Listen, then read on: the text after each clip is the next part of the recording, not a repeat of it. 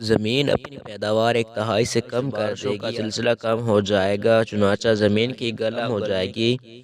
ایک سال گزرے گا اور زمین اپنی پیداوار کر دے گی، آسمان سے بارشیں مزید کم برسیں گی۔ تیسرے سال اس صورت شدید قحط آ جائے گا اور ہر طرف پانی اور اجناس کی طلب بڑھ جائے گی۔ قیامت کا اعلان ہوگا۔ ایسے حالات میں دجال دنیا میں نمودار ہوگا۔ دجال ایک شخص کا نام نہیں، دنیا کے نظام پر ایک سوچ، ایک عذاب اور ایک بہت بڑی آزمائش۔ دنیا کی تکمیل کے بعد بنی نوح اس انسان کو شطر بے مہار نہیں چھوڑا۔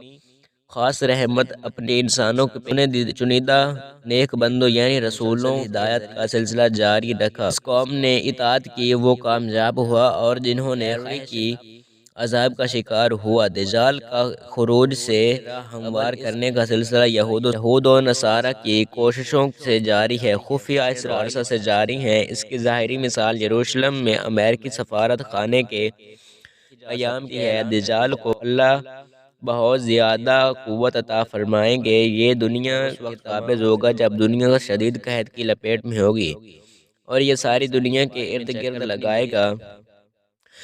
دجال دنیا پر 40 دن قیام کر دے گا۔ پہلا دن ایک سال کے برابر ہوگا، دوسرا دن ایک ماہ کے برابر ہوگا، جبکہ تیسرا دن ایک ہفتے کے برابر ہوگا۔ دنوں کی مثل ہوں گے۔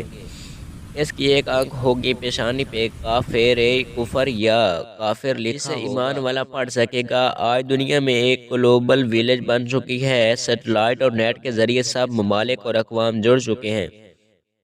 آنکھ جو کوئی دیکھتی ہے لب پہ حیرت ہو کہ دنیا کی آج سے کیا ہو جائے گی۔ اقبال ایک حدیث کے مفہوم لکھتے ہیں کہ دجال کے ہاتھ میں اللہ ایسی قوت دیں گے، اس کے آسمان سے بارش اور زمین سے پیداوار حاصل ہوگی، زمین اپنے خزانے اگلے گی، اس کے پیچھے خزانے اور لوگ ایسے چلیں گے ملکہ مکھی کے پیچھے چلتی ہیں، جیسے لوہا مقناطیس کی طرف کھینچا آتا ہے۔ اس کے حکم پر جانور صحت مند ہو جائیں گے، بیمار تندرست کہ مجھے رب مانو۔ پھر اپنے دو کارندے شیطانوں کو حکم دے گا کہ اس وقت پر ہم کلام ہوگا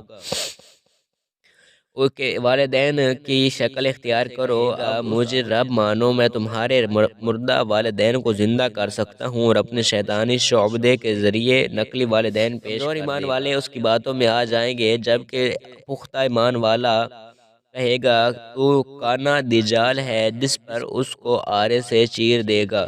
یہ آدمی کو قتل کے بعد دوبارہ زندہ کر دے گا اور کہے گا کہ میں تیرا رب ہوں۔ یہ سب دجال کے ذاتی کمال سے نہیں ہوگا بلکہ اللہ تعالیٰ اس کی رسی دراز کریں گے۔ انسانوں کی آزمائش کے لیے اس کو قوت دی جائے گی کہ دنیا دیکھا جائے کہ کون ہے اور کون باطل کی۔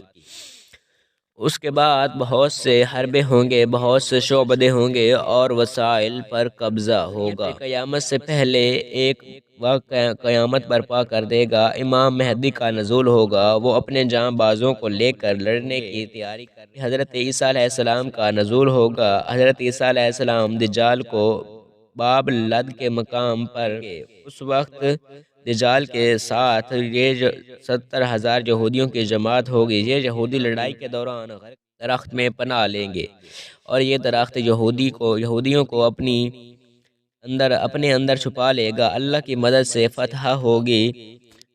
فتنہ دجال سے قیامت تک کی سب سے بڑی اور ہولناک آزمائش ہے۔ اس سے حضرت محمد رسول اللہ خاتم النبیین صلی اللہ علیہ وآلہ وسلم نے پناہ مانگی اور اپنی امت کو محفوظ رہنے کے لیے سورۃ